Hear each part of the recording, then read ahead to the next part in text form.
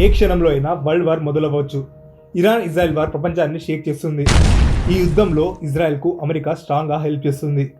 Israel, America రెండు కలిసి Iran president Ali ఖమేనీని చంపేయగా దానికి ప్రతీకారంగా ఇరాన్ అమెరికన్ వార్ బేసెస్ ఉన్న నైబరింగ్ కంట్రీస్ అయిన UAE, Saudi, Bahrain, Qatar, Kuwait లాంటి దేశాల మీద దాడి చేస్తుంది. ఇజ్రాయెల్, అమెరికా కలిసి ఇరాన్ మీద దాడి చేయడానికి మెయిన్ రీజన్ ఇరాన్ న్యూక్లియర్ బాంబ్స్ను తయారు చేయడం.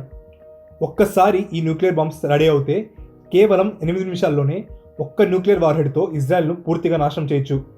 కానీ అమెరికా ఎందుకు ఇన్వాల్వ్ అయింది? దానికి రీజన్ వచ్చేసి స్ట్రైట్ ఆఫ్ హార్ముజ్. ఇక్కడ నుండే ప్రపంచానికి 25% ఆయిల్ వెళ్తుంది. ఒక్కసారి ఇరాన్ న్యూక్లియర్ పవర్ అయితే స్ట్రైట్ ఆఫ్ హార్ముజ్ మీద ఇరాన్కు ఫుల్ కంట్రోల్ వస్తుంది. అందుకే అమెరికా ఇందులో ఇన్వాల్వ్ అయింది. అంతేకాక ఒక్కసారి ఇరాన్ న్యూక్లియర్ పవర్ అయితే మిడిల్ ఈస్టర్న్ కంట్రీస్ కూడా పోటీపడి న్యూక్లియర్ బాంబ్స్ను తయారు చేస్తాయి. పొరపాటున కూడా రష్యా, చైనా ఈ వార్లో ఇరాన్ సైడ్ ఎంటర్ అయితే మాత్రం వరల్డ్ వార్ 3 ఇంకా మొదలైనట్టే.